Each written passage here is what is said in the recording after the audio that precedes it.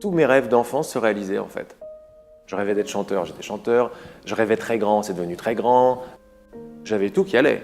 J'avais de l'argent. Je réussissais mon métier. Je réussissais avec mes amours. La chanson, ça réussissait super. Et toutes les coïncidences, comme l'univers qui s'ouvre pour faire exactement ce que je veux. Mais moi, je gardais en moi l'idée que j'étais pas à la hauteur. J'avais encore ce truc depuis tout petit. Je suis pas à la hauteur. J'avais une sorte de culpabilité. J'osais pas admettre que c'était si facile en fait. C'est comme si je me sentais bizarrement redevable à je sais pas qui, à mes parents et à ce que mes parents veulent dire, un peu en porte-à-faux d'être heureux quoi, que ce soit facile.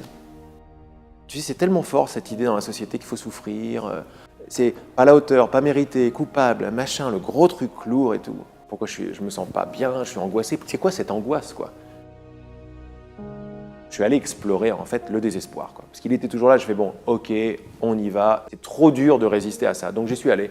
En plus de ça, comme j'avais pas trop confiance en moi, donc je me suis dit je vais explorer l'artiste. Comme les artistes que j'aimais bien, c'était des authentiques, c'était Brel, c'était Brassens, mais à l'époque c'était très Brel, c'était allez, je vais me couper le... Je vais explorer ce truc-là, quoi. Là, j'ai atteint des trucs très glauques, très glauques, très glauques. À un moment, je pensais vraiment que c'était la fin, quoi. C'est-à-dire, je regardais vraiment la fenêtre de très près, quoi. Je retournais chez mes parents, j'allais laisser mon appart, et tout. C'était, oulala, c'était pas sympa. Et cet ami, on s'intéressait ensemble aux histoires de psy, de psychothérapie, de psychanalyse. On aimait bien ce genre de choses. Puis un jour, il vient et il me dit, Laurent, je vais pas te faire la morale, je vais pas te la faire du tout, mais j'ai une question à te poser, mais surtout ne me réponds pas. Est-ce que tu veux aller bien? Alors moi, je dis, évidemment. Il m'a dit, non, non, me réponds pas. Et il est parti. Et ça a été un déclencheur énorme, quoi. Parce que je me suis aperçu qu'après toute cette traversée de l'obscurité, ce que j'avais vu en moi, c'était mon degré de mensonge à moi-même.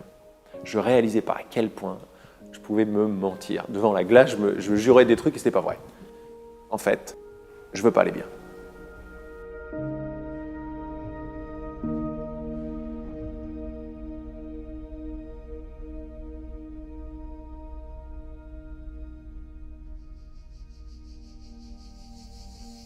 La première réponse, c'est la souffrance que j'avais dans ma vie, liée à me comparer tout le temps. C'est-à-dire que j'étais tout le temps en train de regarder ce que les autres ont que je n'ai pas.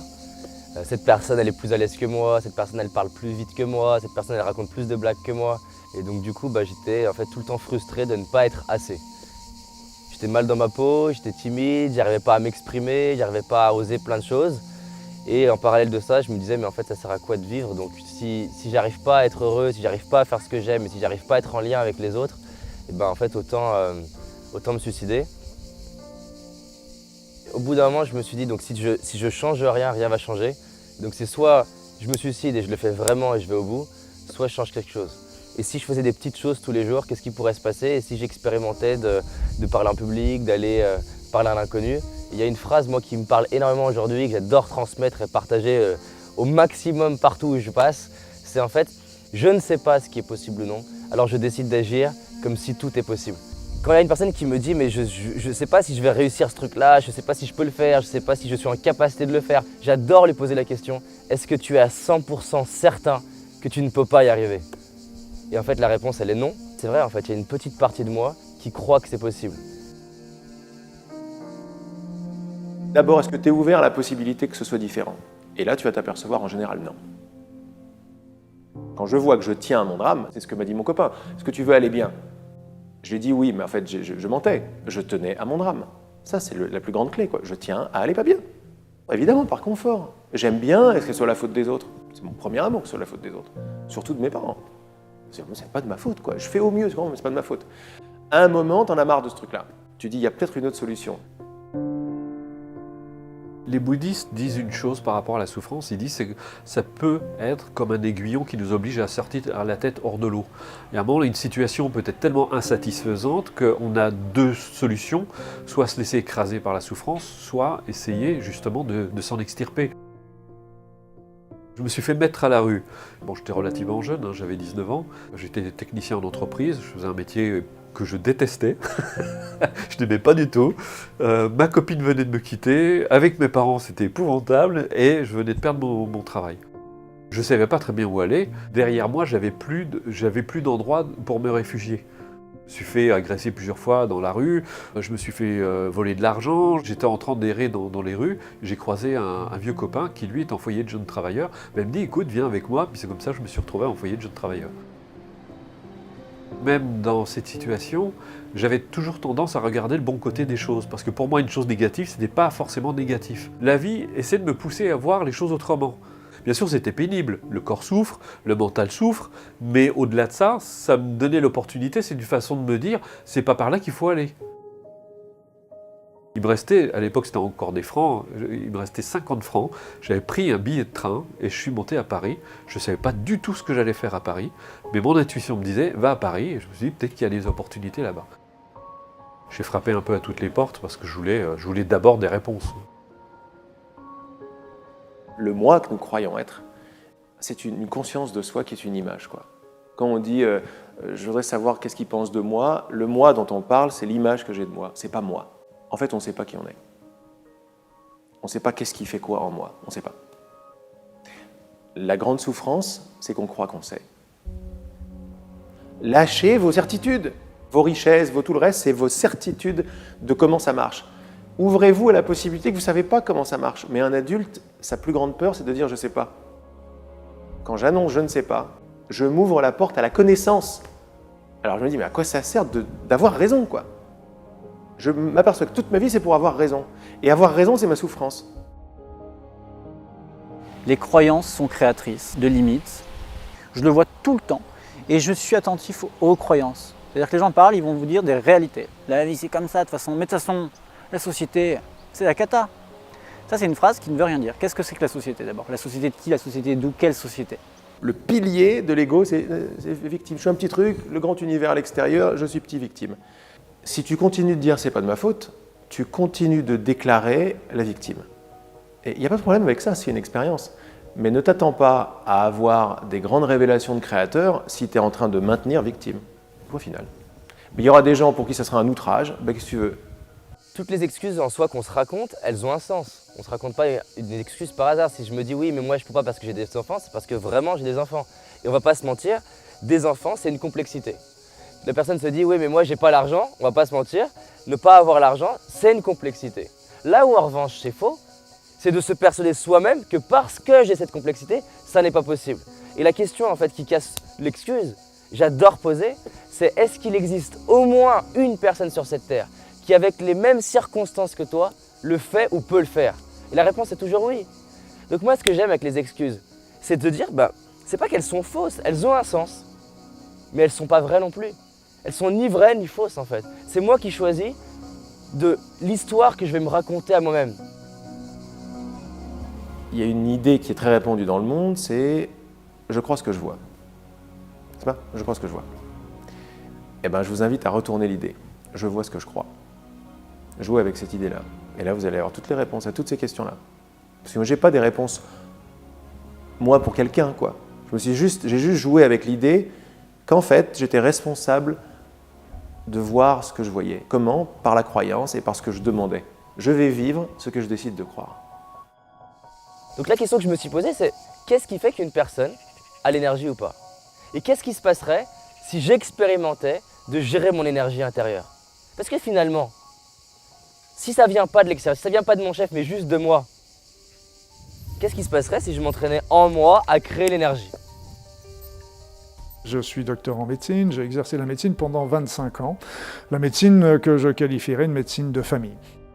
Pendant toutes mes 25 années d'exercice, je me suis toujours spécialisé dans tout ce que je trouvais au niveau médecine, ostéopathie, nutrition, etc. J'ai regardé aussi pas mal la symbolique des maladies, la PNL, je me suis beaucoup intéressé aux effets de la prière sur la santé, aux prières toute religion confondue. Après ça, tout ce qui était aussi puissance de l'esprit et puissance de l'énergie. Et c'est vrai que je voulais trouver vraiment des solutions complémentaires, je dis bien complémentaires, à la médecine conventionnelle pour aider mes patients à s'en sortir du mieux qu'on pouvait. Les physiciens quantiques le disent bien, c'est qu'au départ, on a commencé à s'intéresser à la matière. Et puis on s'est aperçu qu'il y avait des choses qu'on ne comprenait pas très bien, donc on a commencé à creuser, et on s'est aperçu qu'ils sont tombés sur l'énergie. L'énergie va se concentrer, va former des particules. Les particules vont s'associer pour former des atomes, puis des protéines, puis des cellules, puis des êtres humains. Mais aussi, quand on a commencé à voir que l'énergie et la matière, c'était la même chose, en fin de compte, c'était deux aspects différents du même élément, un peu comme peut être la vapeur et l'eau, eh bien à ce moment-là, on s'est aperçu que pour diriger tout ça, il fallait une information. Ça nous a montré que notre pensée agissait sur la matière. Et après ça, il y a eu d'autres travaux qui sont célèbres maintenant de Masaru Emoto, qui nous montraient bien que l'intention, la pensée qu'on envoyait sur un verre d'eau provoquait dans ce verre d'eau des cristallisations qui étaient différentes selon que la pensée était d'amour ou une pensée négative et destructrice. En médecine, tout simplement, on sait très bien que la pensée agit sur notre corps. On sait déjà l'effet placebo. Qu'est-ce que c'est l'effet placebo? C'est l'effet de notre pensée sur le corps, tout simplement. Le patient croit au traitement qui lui est donné, et simplement ça fait 30% de tous les résultats positifs de toutes les médecines. Médecine conventionnelle, médecine naturelle, médecine énergétique, toutes bénéficient de cet effet placebo. Et puis après ça, même la sophrologie, l'hypnose, ils font que passer l'induction, et l'esprit de la personne va agir sur le corps. Comme on met la personne en plein état modifié de conscience, tout ce qu'on lui passe, à ce moment-là, elle le prend tout de suite et elle agit. L'hypnose, elle va vous permettre de sortir d'un comportement routinier. C'est une intention qui est posée, et il y a plein de manières d'y aller. Donc c'est souvent une manière de parler, mais ça peut aussi être une manière effectivement de regarder. Les gens, on va leur donner une indication de focaliser leur regard sur quelque chose, et déjà l'état de conscience se décale. On déverrouille un peu le système, moi je suis comme ça, moi je stresse, moi je pense comme ça, moi je fais ci, moi je fais ça, moi de toute façon ça sera toujours comme ça, et puis j'ai peur de ci, tous les scénarios mentaux. Et donc on va connecter avec votre inconscient, et votre inconscient c'est mieux que vous, et on va mobiliser ses ressources. Donc en gros en posant une intention dans votre inconscient pour vous aider à résoudre telle ou telle problématique, ça flexibilise le champ des possibilités autour, et les choses devraient se manifester dans une réalité plus concrète. Je te propose juste d'être attentive à ce qui se passe autour de toi. Comme si chaque bruit, tu sais les bruits de la nature autour, chaque son t'accompagne vers un état différent. Si à un moment donné tu poses une intention quelque part, et instant après instant, respiration après respiration, c'est comme si cet état peut s'approfondir de plus en plus, de mieux en mieux, accompagné avec tout ce qui serait intéressant pour toi de vivre maintenant. Alors je vais compter de 5 jusqu'à 0, et lorsque tu entendras le 0, ce sera le signe que tu es dans un état d'hypnose. Avec le 5, attentive à ma voix, le 4, connecté toujours avec ta respiration. Avec le 3, c'est comme si, progressivement, marche après marche, seconde après seconde, tu plonges de plus en plus, de mieux en mieux. Avec le 2, comme si deux parties de toi se rapprochent. Comme si deux parties de toi se rapprochent pour se rencontrer. Parfois on parle de conscient et d'inconscient. On parle d'une partie qui sait, qui rationalise, et d'une autre partie qui agit à sa manière, avec sa propre intelligence. Avec le 1, de plus en plus proche. Comme quand on est au bord de quelque chose, comme quand on sait que dans quelques instants, il va être possible de chut. En entendant le 0, ça va être comme le signal qu'une connexion, une autre connexion, une forme d'ouverture est possible. Avec toute sa capacité à régénérer, à réparer, à restructurer, à reconstruire. Si on est dans l'hypnose médicale, il l'utilise beaucoup pour la gestion de la douleur. Alors, gestion des douleurs chroniques. Donc là, il y a beaucoup de praticiens de santé, des infirmiers, des médecins qui se forment à l'hypnose pour gérer les douleurs, les souffrances chroniques. Ils enseignent l'auto-hypnose, ils enseignent des techniques pour que les gens s'apaisent au-delà des médicaments. Ça explicite l'importance des croyances. C'est-à-dire que la croyance de quelqu'un, à un moment donné, plantée dans son esprit, va devenir réalité, va devenir sa réalité. Une personne en qui on a confiance nous a dit quelque chose, ou nous l'a montré.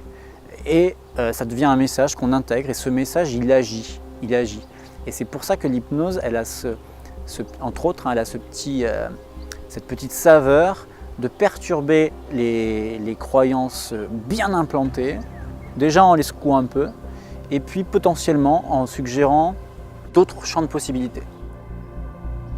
Par mes croyances et parce que je demande à croire d'une certaine façon, une idée qui me plaît, je la rends réelle.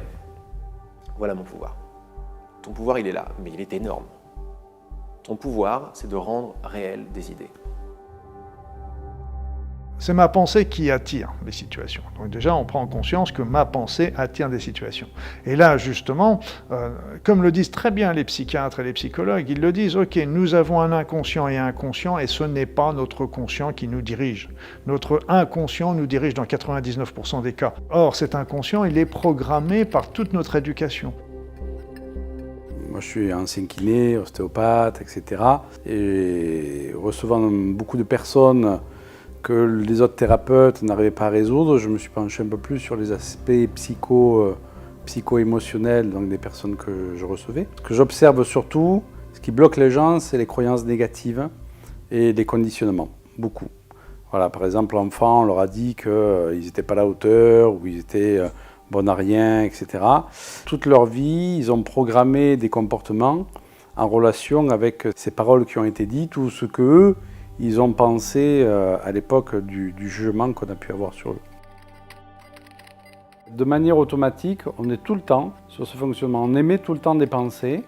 De notre champ énergétique est émise une fréquence. Et cette fréquence-là, en fonction de nos pensées, de nos mémoires, de nos conditionnements, elle va attirer notre réalité. Et par notre inconscient, nous créons beaucoup de choses, mais comme je dis aux gens, à notre insu. Vous êtes victime de vous-même. Si j'ai une situation désagréable, c'est une ou plusieurs pensées négatives, plusieurs programmes erronés, négatifs pour moi, qui ont attiré cette situation-là. Reste à moi, à ce moment-là, de demander à son effacement. Et donc, en effaçant le programme erroné, eh bien, à ce moment-là, on va attirer à nous une autre situation qui, comme la première a été délétère, la deuxième a de bonnes chances de réussir. Donc, à qui on demande Ho'oponopono, les Hawaïens demandaient à leur divinité intérieure, à leur représentant à l'étincelle divine qui était en eux. D'autres vont demander directement à Dieu. Et ceux qui ne croient pas à tout ça, ça n'a aucune importance, demandez à votre inconscient, à votre subconscient, et ça marchera tout à fait bien. Il faut rester toujours en adéquation avec ses pensées, avec ses croyances. Moi, je dis simplement, je demande à ce que la mémoire erronée, ou les mémoires erronées qui ont été à l'origine de ça, soient effacées de mon inconscient. C'est pas un traitement, ça ne remplacera jamais la psychothérapie, etc.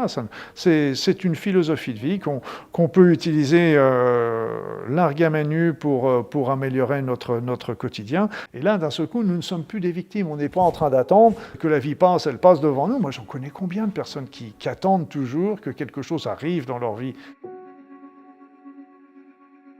Je peux comprendre, parce que moi j'ai eu ce genre de réaction, pour des personnes qui sont dans de grandes souffrances, se dire c'est intolérable ce que vous dites pour moi, parce que vous vous rendez compte dans quelle situation je suis, mais responsable, ça veut dire que je peux faire quelque chose pour que la situation change. Que c'est dans mon ignorance que j'ai créé toutes ces situations dans lesquelles je me retrouve aujourd'hui. Je n'ai pas vu ce que je faisais. On est tous enfermés dans nos petites habitudes. Je dis bien nous, parce que moi y compris, on a tous nos petites habitudes. Et c'est vrai que tout ce qui peut nous faire changer dans nos habitudes, c'est toujours un petit peu gênant. Mais au départ, c'est qu'il faut se dire, ok, les autres, ils sont pour rien. C'est moi qui ai attiré la situation. Et là, c'est le petit passage un petit peu difficile. Si je me suis enguirlandé avec mon conjoint et mon conjoint et ma conjointe n'ayez pour rien, c'est moi qui ai attiré cette situation-là. C'est jamais ça. Dans la réalité, c'est toujours l'autre qui est responsable, c'est jamais nous. L'autre dans notre vie, de par les choses difficiles qu'il peut nous faire vivre, il est toujours seulement le reflet, un effet miroir, ce qu'on appelle l'effet miroir, de ce qui est défectueux et dissonant dans nos programmes inconscients. Si on ne modifie pas les schémas, les choses automatiquement nous reviennent. Et donc on est confronté, si ce n'est pas un patron, ça va être un autre, ou d'autres personnes dans la vie. Donc il faut vraiment pacifier, je dirais, ces mémoires.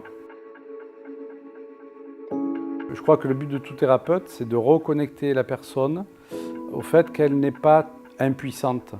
Si on est victime, on est impuissant. Si on est impuissant, on n'a pas de pouvoir. Si on n'a pas de pouvoir, on subit les choses. Donc c'est reconnecter la personne à son potentiel, à sa puissance. C'est ça, devenir conscient. Hein. C'est ok, mes parents avaient cette mémoire-là, ben voilà, je vais en devenir conscient, je vais travailler cette mémoire, je vais monter ma vibration au-dessus de cette mémoire pour plus qu'elle puisse s'exprimer dans ma vie.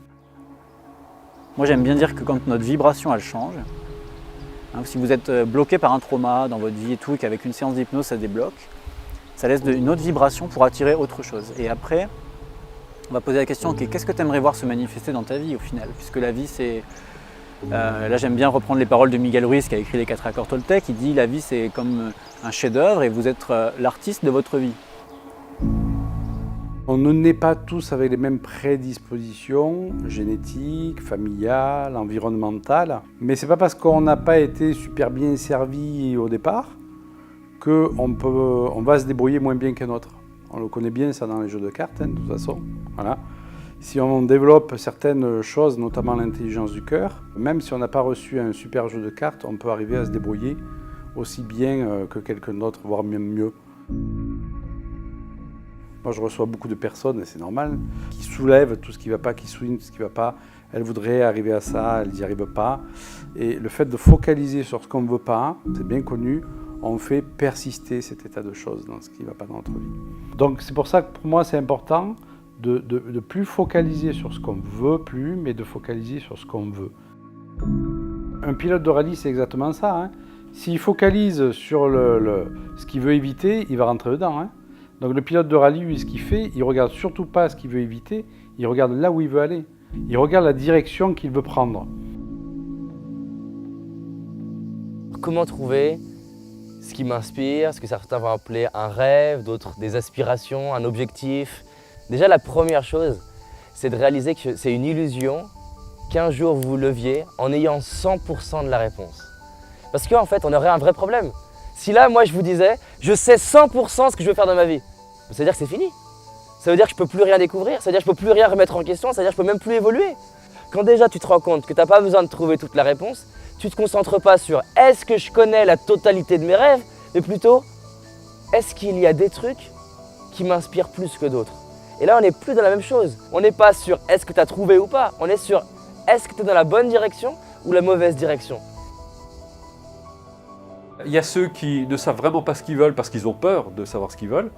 Souvent, on a peur de voir ce que ça va impliquer. C'est que si je commence à savoir ce que je veux, ça veut dire aussi que je suis obligé de regarder ce qu'il faut faire pour l'atteindre. Donc ça va réveiller ma paresse et ma peur aussi. Donc on préfère garder ça enfoui et pas savoir ce qu'on veut finalement. Mais au fond de nous, on sait très bien ce qu'on veut. On nous a appris qu'on était des êtres limités. Et effectivement, réussir fait peur à beaucoup de personnes. Pourquoi ça fait peur? Les gens qui vont écouter cette interview vont se dire, ouais, il raconte n'importe quoi, on veut tous réussir. Non. Réussir, c'est aussi prendre le risque de sortir d'un clan familial peut-être, où la réussite n'est pas inscrite.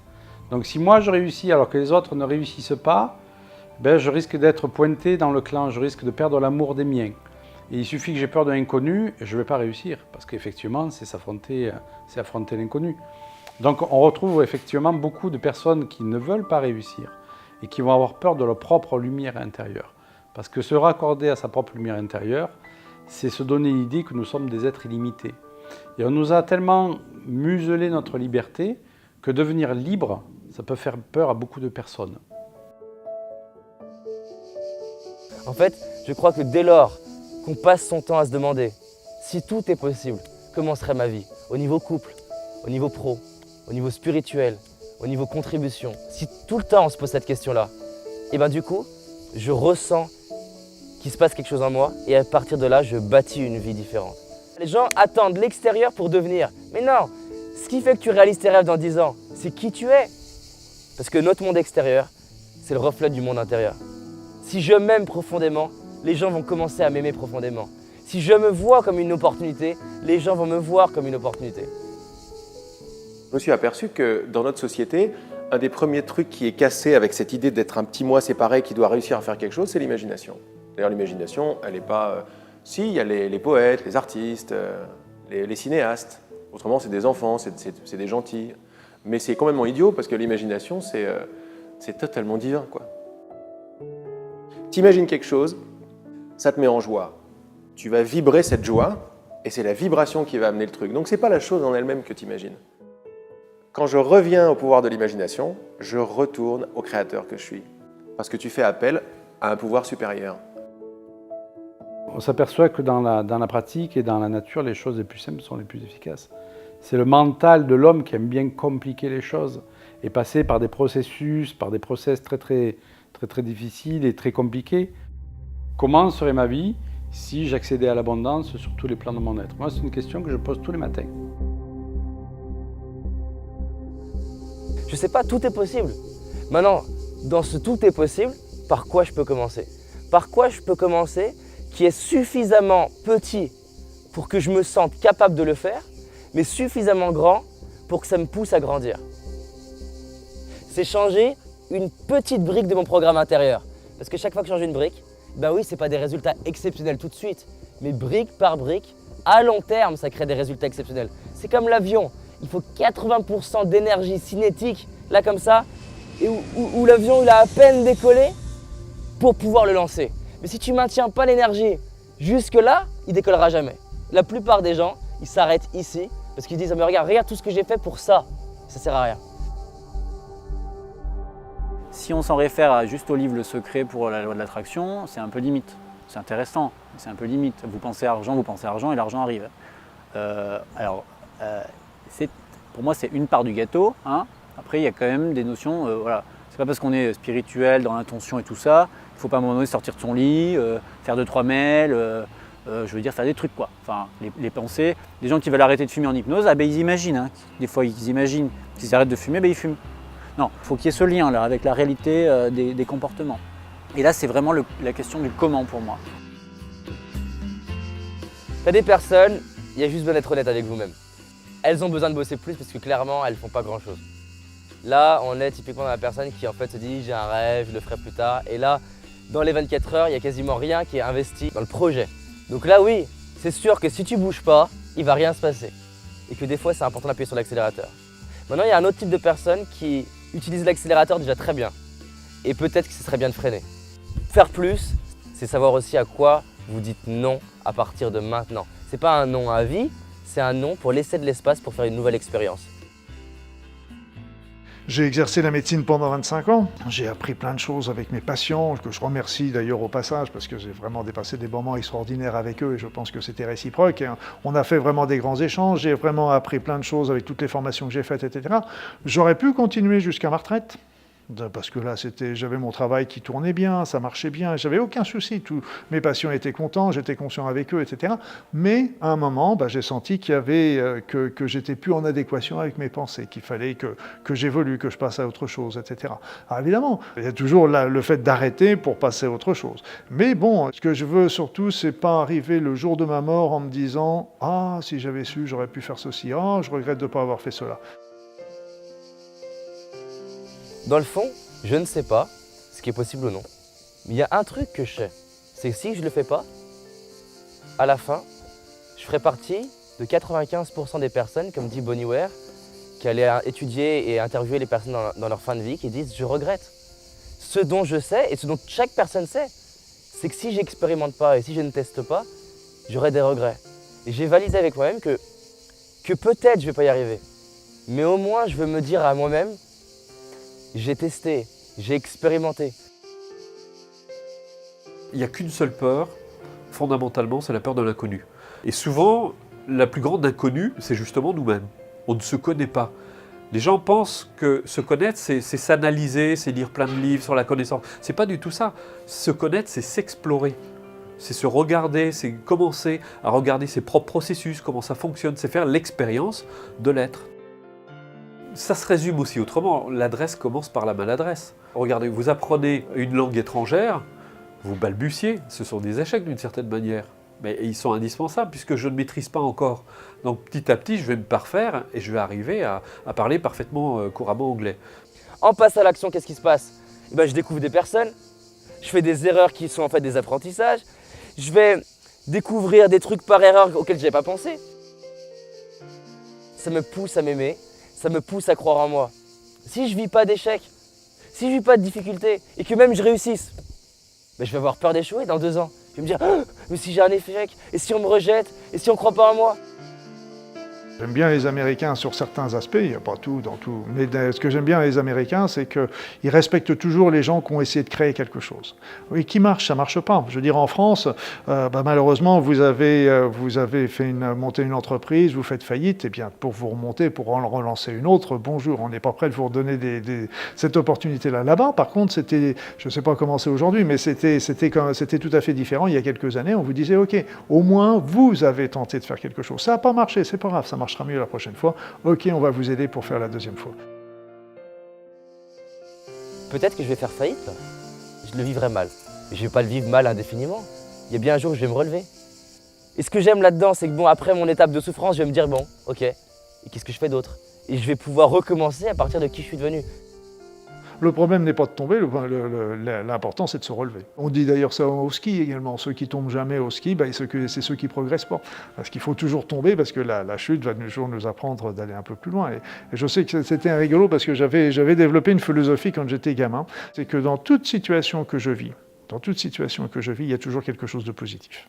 Donc à moi de trouver le côté positif de la situation. Même toutes les situations qu'on peut vivre d'injustice, de souffrance, de séparation, etc. Je disais, OK, il y a toujours quelque chose de bon en moi.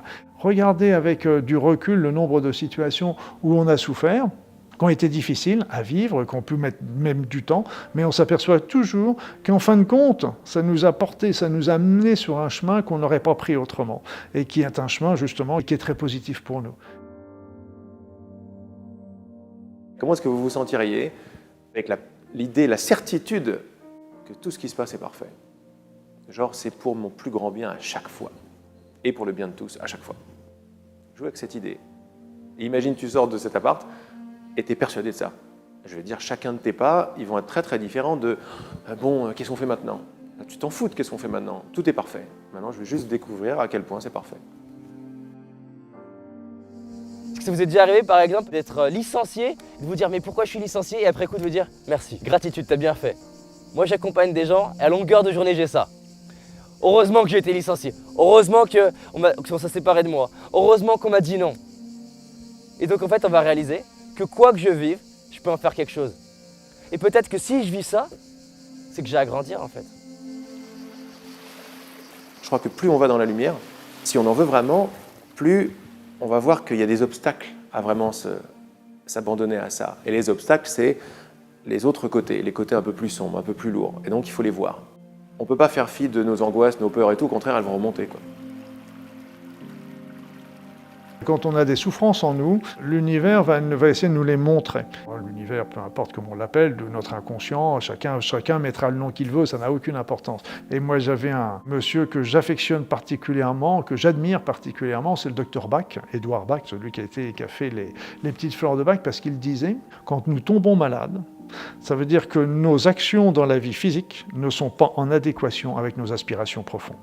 Et ça, j'ai trouvé que c'était très bien parce que nous sommes tous en train de vivre pour des tas de choses qui n'en valent pas la peine, en fait. Et on oublie notre être profond, on oublie tout simplement qui nous sommes, nos aspirations, nos véritables buts. Et si on sort de cette route, on n'est pas heureux au fond de nous-mêmes. Et à force, notre être le souffre et puis il commence à nous l'évoquer par des situations qu'il va attirer. Il va attirer à nous des situations pour essayer de nous le faire comprendre. Et si la dernière situation, c'est une maladie qui peut déclencher. Les personnes que je reçois sont toujours dans un état plus ou moins fort, mais de victimisation de leur état. Ils viennent donc avec une pathologie, quelle qu'elle soit. Et donc moi, un de mes rôles, c'est vraiment d'expliquer que la pathologie, elle n'est pas due au hasard. Qu'est-ce que son corps a à lui dire dans cette maladie? Et à force d'aller dans ce chemin-là, les gens perçoivent effectivement qu'ils ont des changements à mettre en place. Parce qu'on ne traite pas uniquement une maladie avec des médicaments. Ça, c'est une partie de la thérapie, c'est une partie. On n'est pas là pour dire aux gens d'arrêter leurs médicaments, d'arrêter leur traitement, mais de les accompagner dans la compréhension plus profonde du message de la maladie.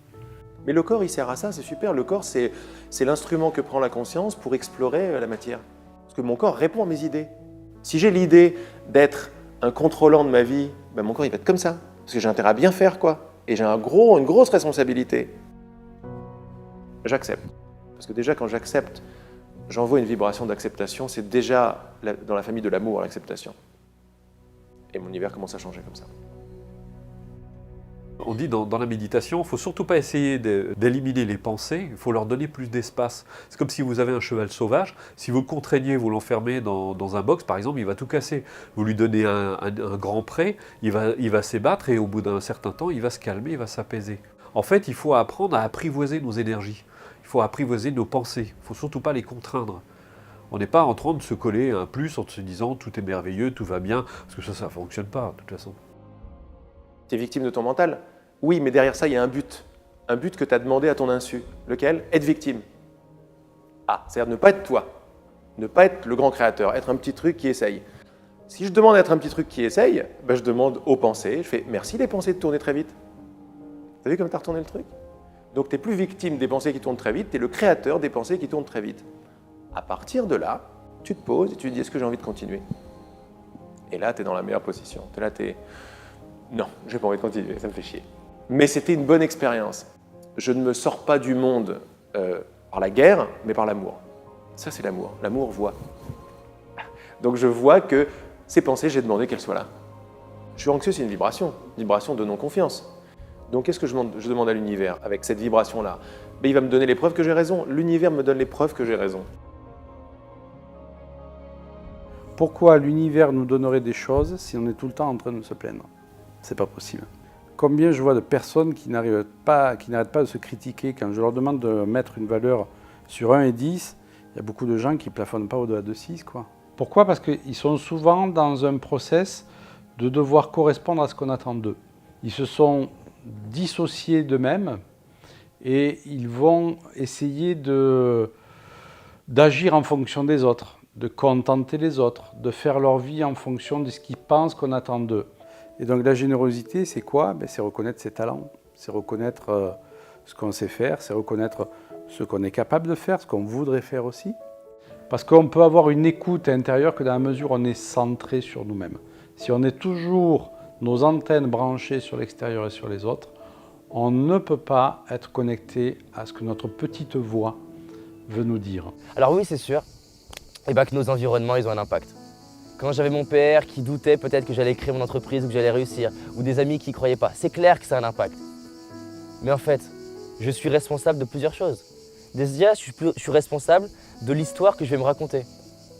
C'est clair que mon père, quand il va me dire « tu vas pas y arriver », ça a un impact pour me limiter. Déjà, j'ai le choix de me séparer de lui, petit à petit. Ça ne veut pas dire à vie, ça veut dire que là, dans un temps donné, je peux choisir d'aller au contact des gens qui vont m'inspirer. Alors oui, je peux dire « ouais, mais c'est pas si facile ». Non, c'est pas si facile. Mais est-ce que c'est facile d'avoir une vie déprimante? C'est pas facile non plus. En fait, il n'y a pas grand-chose qui est facile. Donc moi, je préfère, quitte à avoir une vie pas facile, de m'impliquer pour mes rêves. Et je préfère revenir à voir mon père, non pas pour subir, mais pour l'inspirer. Tu vas t'apercevoir que toutes les peurs de critique que tu as ou qu'on a, c'est tes propres critiques que tu projettes à l'extérieur. Quand ça, tu les enlèves et tu passes à un niveau vibratoire beaucoup plus élevé, parce que beaucoup plus lumineux sur l'amour de toi, voilà ce que l'univers va te montrer. Et tous les gens que tu redoutais le plus, quoi, tu vas voir ce que ça va faire, même en eux. Ou alors ils viennent plus te voir, parce que ça vibre plus. S'ils veulent te critiquer, l'amour est trop fort pour ça. Le mec qui vibre de l'amour, qui rentre pas dans un jeu, celui qui veut rentrer dans un jeu, où il arrête son jeu, où il voit son jeu grâce à l'amour, où il s'en va. Il ne tiendra pas vibratoirement avec une vibration comme ça. Après, je pense qu'il faut progressivement se baigner, lire des livres de gens justement qui ont réussi, comment ils s'en sont sortis. Ça va nous inspirer de se dire, tiens, il y a peut-être une possibilité, et d'essayer de côtoyer justement des gens qui sont plutôt positifs, parce qu'ils vont progressivement nous imprégner. J'ai le droit d'aller m'inspirer d'une personne que j'aime. Parce qu'en fait, il y a un truc très simple. Tu ne peux aimer à l'extérieur que ce que tu as en toi. Vous savez quand on dit à quelqu'un, ouais, c'est un type bien. En fait, on ne dit pas ça. On dit en fait, il me ressemble. On aime à l'extérieur que ce qu'il y a en nous. Quand on est inspiré par un mentor, une source d'inspiration, pourquoi on est inspiré? Pas parce qu'on l'aime, parce que ce qu'il est nous renvoie qui on est. Un mentor, c'est quoi? C'est quelqu'un qui, par sa vie, par ses mots, par ses actes, représente qui moi j'ai envie d'être dans ma vie. Maintenant, je ne suis pas lui. Ce que je rends réel à mon sujet, je le rends réel pour tout le monde. Parce que si je me considère comme une petite personne séparée en manque, je ne peux pas voir les gens comme autre chose que des petites personnes séparées en manque, qui réussissent plus ou moins.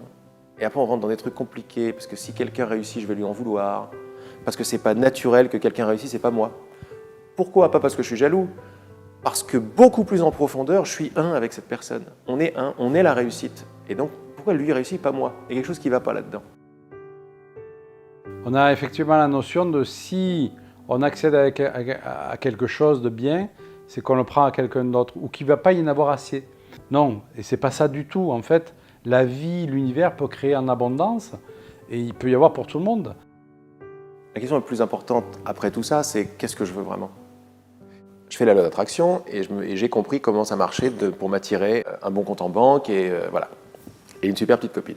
En fait, pourquoi ça marche pas? Qu'est-ce que je veux dans une relation? Le sentiment, c'est quoi? C'est je me sens bien. Je me sens bien, c'est ce que ça veut dire. Je me sens complet, j'ai un sentiment de complétude. C'est pour ce sentiment-là que je veux le couple. Ah là, déjà, on est dans une autre position. En fait, c'est pas le couple que je veux, c'est ce sentiment que je veux. Mais là, déjà, c'est une autre histoire, quand j'ai compris que ça venait de là. Pourquoi est-ce que je veux une belle voiture? Parce que c'est classe, parce que ça veut dire que j'ai réussi. Nanana. Ok, il n'y a pas de problème avec réussir. Mais qu'est-ce que ça veut dire, point de vue sentiment? Ça va te faire sentir quoi? Un contentement, une fierté. Ok, mais une fierté, ça veut dire quoi? Ça veut dire une complétude. Ça veut dire je m'aime. Et donc c'est pour ça que je veux une belle voiture. Pour ça que je veux des chocolats. Pour remplir un vide. Quand je m'aperçois que c'est ça et quand je fais fi d'honnêteté, je sais pourquoi je fais les choses. Je suis honnête avec moi-même. Et j'arrête de demander au monde de remplir un vide. C'est pas magnifique de voir ça? C'est-à-dire que depuis toujours, le bonheur, il était là, mais je me suis déclaré comme coupé du bonheur. Maintenant, je vais le chercher à l'extérieur. Et à certains moments, je vais le trouver. La belle voiture, la belle relation, etc. Mais je sais en moi que c'est pas complet. Un coup de feu et ça s'en va. Un accident, ma femme meurt. Moi, mon corps, il faut que je l'assure. Je sais que c'est pas tranquille. Ça, c'est des questions super sur lesquelles il faut rester entre soi et soi. Parce que ça veut dire qu'on croit qu'on n'a pas les réponses, mais s'il y a un message que je donne, c'est qu'on a les réponses, on a toutes les réponses. Il y a beaucoup de lumière derrière quand on veut bien remettre en cause pourquoi ça ne marche pas. Mais il faut descendre derrière, on passe par des trucs un petit peu durs, c'est vrai. Mais passer par des trucs un petit peu durs, ça nous fait arriver à des trucs beaucoup plus lumineux à l'intérieur sur qui on est. C'est-à-dire que le bonheur est en moi, la connaissance est en moi, la richesse est en moi, l'abondance, c'est ce que je suis. Donc c'est quoi la meilleure formule maintenant pour attirer les choses à toi? Ne pas en avoir besoin. On le sait tous. Mais pourquoi ne pas en avoir besoin? Parce que quand j'en ai pas besoin, qu'est-ce que je vibre comme vibration? La complétude, sans besoin de rien. Et comme l'univers m'amène ce que je demande vibratoirement, il va m'amener que des trucs qui vibrent avec ma vibration. Ma vibration est une vibration de complétude. Donc je vais avoir la voiture que je veux. Pourquoi? Parce que je m'en fous de la voiture. Parce que je sais que c'était pas la voiture qui m'apportait le bonheur, c'était le truc et je l'ai trouvé en moi. Et te rappelant que c'est toi qui te crée, ça y est, tu commences déjà à vibrer le bonheur que tu es, parce que le bonheur que tu es, il est créateur. Quand j'arrête d'être victime, et je vois que c'est moi qui me fais les expériences de victime, ça y est, j'ai trouvé le bonheur. Quand mon pote m'a dit « Est-ce que tu veux aller bien ?», c'était la clé pour moi pour trouver le bonheur. J'ai eu un sourire en pleine dépression, parce que j'ai vu tout le truc. J'ai vu qu'en fait, non, c'est moi qui crée l'expérience du désespoir. En voyant ça, j'ai eu le sourire. Pourquoi? Parce que si c'est moi qui le crée, donc je suis le bonheur. Il y a quelque chose en moi qui est libre. C'est moi qui crée l'emprisonnement, donc je suis libre. Les gens ils pensent que la liberté, c'est à l'extérieur. Pour moi, la liberté, c'est la liberté de Mandela. La liberté de Mandela, c'est d'être dans une cellule et de se sentir libre. Pour moi, être libre, c'est pas être victime de mon entreprise. L'argent, c'est pareil. J'ai pas envie de croire qu'il me faut de l'argent pour être heureux. J'ai envie de me dire que sans argent, je suis heureux. Maintenant, on va pas se mentir. Avec plus d'argent, je peux contribuer au monde. Je peux permettre de faire plus de vidéos. Je peux permettre de déléguer des choses. Je peux permettre de prendre soin de mon corps, plus. Mais j'ai pas envie d'être le bourreau de mes rêves. Mes rêves, ils sont là pour m'inspirer à avancer maintenant. Et c'est ça pour moi, me sentir libre. Je dis pas que c'est facile, je dis pas que j'y arrive tous les jours, mais tous les jours, j'y arrive un peu plus.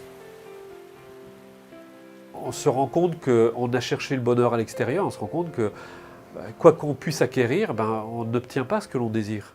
Et le bonheur n'est pas lié à nos acquisitions, c'est pas parce qu'on a plus, c'est pas parce que j'ai plus d'argent, c'est pas parce que j'ai plus de ceci, plus de cela, que je vais être plus heureux, c'est parce que j'ai l'état d'esprit. Dire il faut couper les désirs et couper les objets, aller dans une grotte, ça a marché, mais c'est une conclusion très hâtive et mentale, et donc pas assez profonde, des lois vibratoires. n'y a pas de problème avec le désir, il faut juste voir d'où il vient et qu'est-ce que je demande et comment je le demande. Et après, tu peux t'amuser avec tous les jouets. Mais quand tu sais que c'est des jouets, c'est sympa. C'est déjà plus mon bonheur dépend de ça, non, c'est terminé. Et après, ça ne devient pas genre je ne vais pas vers quelqu'un ou vers l'univers pour essayer de l'agripper en manque, parce que c'est ça que je fais dans mes relations d'amour en fait. Je manipule pour essayer de lui demander un truc.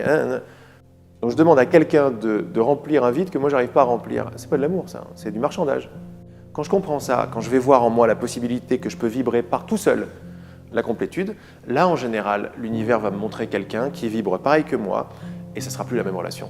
Ça sera, je suis peut-être pas le héros que je suis peut-être pas Jésus et t'es peut-être pas le Bouddha, mais on a le même désir et on veut bien défaire tous nos trucs ensemble. Partager dans l'humilité, dans le je sais pas. Eh ben, je vais t'aider à voir ce que tu veux pas lâcher, tu vas m'aider à voir ce que je veux pas lâcher, mais dans l'amour. Et ça, c'est juste, ça devient une relation magnifique. Je développe une relation avec les idées qui est différente, un respect, une humilité. Je me dis, mais attends, mais en fait, je suis beaucoup plus puissant que ce que je pensais, quoi.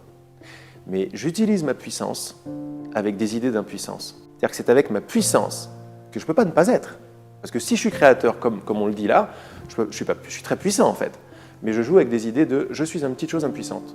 Et je me crée l'expérience totale d'être une petite chose impuissante. Et quand tu te dis « mais c'est la puissance lumineuse qui se crée l'expérience d'être autre chose qu'elle-même ». Je crois qu'à la base, tout le monde cherche la même chose. Si on cherche toute la même chose, c'est qu'on cherche cette conscience qui est cet amour, cette plénitude, cette lumière, cette non-limite. Et donc, tu as un regard très bienveillant après par rapport à toutes les tentatives. Tu sais que ça n'aboutira pas vraiment parce que ça part d'un manque et puis c'est artificiel, c'est à l'extérieur. Mais tu comprends l'alcool, tu comprends la drogue, tu comprends les excès, tu comprends les abus, tu comprends aussi le mal-être. Parce qu'on est très mal, on se sait quelque part en nous de façon évidente, conscience large, et on est ces tout petits trucs, on n'a pas compris pourquoi, et on a des pensées, et ça y est, on veut tout contrôler, et on s'aperçoit qu'on est des gros égoïstes. Tu comprends même les suicides, quoi. Mais au moins, par cette compréhension, tu as un regard bienveillant qui arrive devant la vie. Et c'est ce regard bienveillant qui va donner la réponse. C'est pas Laurent qui répond. Laurent, tout ce qu'il fait, c'est se retourner vers son vrai désir, vers ce qu'il veut vraiment. C'est déjà énorme. Parce que dans la plupart des moments, tu t'aperçois qu'en fait, non, tu veux pas t'abandonner à ça, tu veux avoir raison, quoi. Tu veux contrôler ton truc. Et dès que je vois ça, la pratique, c'est « Ah j'ai vu ça, qu'est-ce que je veux ?» Oh non, c'est pas ce que je veux en fait. Je m'aperçois que pour être heureux, il faut pas avoir envie d'avoir raison. Si j'ai raison, je crois que je vais être heureux, c'est la façon dont on marche ici, mais c'est surtout ça la clé, quoi. C'est où je veux avoir raison, où je veux être heureux. Et je m'aperçois de partout que dès que ça coince, c'est que j'ai envie d'avoir raison. Et l'amour me laisse avoir raison, mais après ça me fait mal, quoi. Parce que je veux de moins en moins. Donc c'est vrai que c'est un gros chemin d'humilité, en fait. Vers quelque chose de très beau, très lumineux, très direct, beaucoup plus puissant, en fait. Et l'envie d'avoir raison, elle est forte, hein. Pour moi, la puissance et la force de quelqu'un, c'est déjà être dans la compréhension dans l'univers. C'est ne plus se sentir isolé comme un être là, tout seul. C'est vraiment se sentir appartenir à quelque chose de plus grand. Très souvent, moi, dans la journée, je prends un moment de respirer en conscience et je ressens tous les liens que je peux avoir avec la nature, par exemple, avec les astres. Et se mettre de temps à autre dans la journée dans cette notion-là, ça demande 1 minute, hein, dans cette condition-là, fait qu'on va se sentir tout de suite investi d'une autre puissance. On fait partie d'un grand tout, il faut se sentir unifié à ce grand tout. Et là, on se sent fort et puissant. La force et la puissance, ce n'est pas exercer son petit pouvoir de chef sur les autres dans une entreprise ou dans le couple. C'est pas ça la force et la puissance, ça c'est de l'ego. La force et la puissance, c'est vraiment autre chose. Et ça passe par quoi? Ça passe par le cœur. Ça passe automatiquement par le cœur. Ça rejoint une pratique qui s'appelle la pratique de la pleine conscience. Ouvrir ses yeux, son intuition, connecter avec ce qu'il ressent. Et toutes les informations sont là. Et ensuite, la vie, elle donne des informations. Elle ne vous envoie pas des fax avec tous les grands 1, ne pas faire ça, grand 2, faire ça. Ça t'envoie des signes. C'est les synchronicités, c'est la synchrodestinée. Je pense qu'il faut laisser de l'espace à ça. C'est-à-dire que les gens, s'ils sont verrouillés physiquement déjà, et mentalement dans leur conditionnement et dans leur blocage, il n'y a aucun espace pour rien. S'il y a de la flexibilité psychologique, un peu de curiosité, on rejoint toutes les techniques créatives d'hypnose, de relaxation, d'EFT, de psychologie énergétique, alors du coup, tu peux t'ouvrir progressivement à des champs. Et moi, j'ai l'impression que ces dernières années, je me suis ouvert énormément, mais j'ai encore l'impression d'être au CP de ça, quoi. C'est-à-dire que je me dis, mais ça va jusqu'où, en fait? À la base, je suis ingénieur en informatique, donc je suis hyper dans la terre, hyper pragmatique et concret. Et moi, à chaque fois que j'entendais parler d'intuition, je me disais, c'est quoi ce truc perché pour les autres? Mais non, en fait, la bonne question, c'est que dès lors que tu suis ton truc intérieur, il y a des plus grandes chances d'être motivé. Il y a plus grandes chances que tu te dises, même quand il y a des obstacles, de te dire, ouais, mais ça fait partie du jeu, et donc d'y arriver. Et ce que j'aime bien dans l'intuition, à chaque fois, c'est de revenir sur l'angle concret. Est-ce que ça m'aide? Bah oui, ça m'aide. C'est d'être à l'écoute des signes extérieurs de la vie qui me font dire bonne direction. Et par rapport au moment présent, là, il suffit de se poser et de voir qu'il n'y a rien d'autre que maintenant. Et quand après on se pose la question, est-ce que maintenant ça arrête quelque part? Et tu vérifies, est-ce que maintenant ça arrête? Non, mais dès que je me suis posé cette question, et dès que je commence surtout à donner une réponse, c'est important d'essayer de donner une réponse, comme ça le mental, c'est pas un ennemi. Tu lui dis, cherche-moi la fin de maintenant. Il va s'écrouler grave dans la réponse, parce qu'il va chercher à droite, à gauche. Et plus je vois que le mental cherche, il ne trouve pas, plus je m'aperçois qu'il n'y a que maintenant. Mais s'il n'y a que maintenant, ça veut dire plein de choses. Si maintenant ne s'arrête pas, quand est-ce que le futur commence? J'ai pas de réponse. Donc on n'est pas là pour avoir des réponses, on est là pour avoir des questions. C'est les questions qui comptent. Et c'est pas la réponse qui compte, c'est la question et d'où vient la question. Si c'est une question qui vient d'une volonté de briller personnellement, d'une volonté de comprendre pour contrôler, voilà le maximum, l'éventail de réponses que je vais pouvoir avoir. Mais si ce que je demande, c'est une question ouverte, avec un enthousiasme et une envie de me faire surprendre, là, je vais me faire surprendre. Et je vois que c'était ça qui était la clé, finalement, à toutes mes questions par rapport à la liberté, à l'amour, aux rêves qui se réalisent comme ça. C'est qu'il y a un truc avec la compréhension. Ce qui entend mes paroles maintenant, la conscience toute simple qui est là, quoi. Tu es conscient de mes paroles. Cette conscience de mes paroles, ça n'est pas un objet. Tu trouves une couleur à cette conscience? Elle a une couleur? Une taille? Parce que là, la conscience qui entend mes paroles, elle ne s'arrête pas. Elle ne commence pas quelque part, elle ne s'arrête pas quelque part. Réfléchir, ça met du temps. Là, quand tu m'as dit, est-ce que tu es conscient? Oui, tu n'as pas réfléchi, c'est immédiat. Oui. Après, tu as le mental très vite qui va dire, oui, oui, le corps, les oreilles et tout. Mais ça vient après. On dit, oui, bien sûr. Ce oui, bien sûr, demande-toi d'où il vient.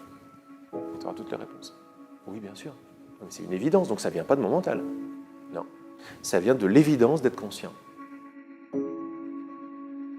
Ce qu'il faut bien comprendre, c'est qu'on ne sommes pas sur la Terre.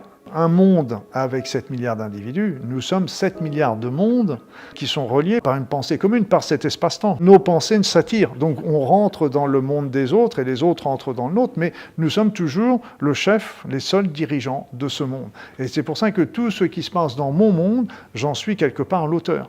En fin de compte, il n'y a pas d'extérieur, il y a un intérieur, tout est lié. Et donc les choses qu'on a attirées vers nous, c'est des choses qui correspondent à notre intérieur. Qu'elles soient bonnes ou qu'elles soient mauvaises, elles correspondent à notre intérieur. En remettant cette idée en cause, je suis un petit individu dans le monde.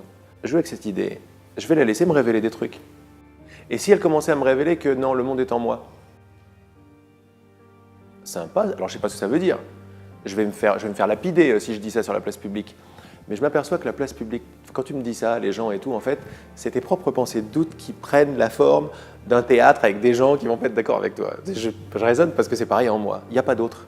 Tu crois qu'il y a des autres? Tu crois que t'es un petit truc dans un grand univers? Non, tu as décidé de rendre ça réel. Mais si tu as décidé de rendre ça réel et si tu joues avec cette idée, c'est que tu es l'univers tout entier avec lequel tu joues. Il y a 10 ans, par exemple, je disais, par rapport à ces états de conscience modifiés, moi, comme je ne réalisais pas du tout l'énormité qui était en train de se passer, la joie, le truc, l'unité avec tout, je dis, mais à un moment, je rentrais chez moi, je disais, mais quel trip! C'est un trip énorme, quoi. Et j'entendais en moi une voix ou une connaissance ou une réponse qui était « Non, non, mon grand, le trip, c'est comme tu vis tous les jours. C'est ça ton trip. Ça, c'est la réalité. Mais quelle bonne nouvelle, quoi. T'as vu, c'est énorme. J'étais là, mais quel trip, c'est génial. Il fait, non, c'est pas un trip, c'est ton ego qui dit quel trip. Pour essayer de mettre ça sur la faute de je ne sais quoi. Non, c'est ton état qui s'ouvre. C'est l'état naturel qui s'ouvre. Ton trip, c'est de te croire séparés les uns des autres et d'essayer de faire des choses. C'est une magnifique nouvelle pour l'humanité, quoi, pour notre futur, pour ce qui arrive, quoi. C'est pour ça que je ne suis pas dans la rébellion par rapport à tout ce qu'il peut y avoir comme injustice dans le monde. Ça ne veut pas dire que je ne fais rien. Mais je ne suis pas dans un phénomène de rébellion, parce que quand on est dans un phénomène de rébellion, on est déjà en train de nourrir le système, qu'on veut justement changer. Mais donc plutôt, c'est d'envoyer plein de pensées positives, plein d'éléments positifs pour dire, ok, il y a une souffrance là, c'est une souffrance à l'extérieur, mais ça veut dire que j'ai une souffrance à l'intérieur qui correspond à ça. Donc il faut que j'amène de la lumière, de l'amour pour effacer tout ça. Tout chemin de vie passe toujours par l'amour. Et il ne peut pas y avoir un chemin de vie équilibré, harmonieux, etc., si on n'a pas l'amour des autres, l'amour de la nature, l'amour. Et cet amour est quelque chose d'inné en l'être humain et qu'on nous a perdu justement, qu'on a perdu quelque part au cours de route et qu'il faut justement réactiver. Et quand on parle d'amour, c'est lié à notre capacité à se souhaiter et à souhaiter aux autres de connaître le bonheur. Ça, pour moi, c'est vraiment l'amour. Quand on éduque ses enfants, on leur apprend à être plus autonomes, à voler de leurs propres ailes. Mais c'est déjà de l'amour. Je pense qu'aujourd'hui, ce qui est extraordinaire, beaucoup plus qu'avant, on se rend compte justement de l'interdépendance des phénomènes. Parce qu'on se rend compte que tout ce qu'on fait aujourd'hui a une incidence sur le monde entier. C'est-à-dire qu'on a tous participé au déséquilibre de la planète, à la pollution, on n'a qu'un respect pour la nature, mais on a ces images qu'on n'avait pas avant. Avant, elles étaient cachées. Aujourd'hui, on les voit. Si on ne les voit pas à la télé, on les voit sur Internet. On voit des choses assez abominables. Et il y a des gens qui sont vraiment sensibles à ça, qui se disent « il faut arrêter, je ne peux pas être heureux en voyant ça ».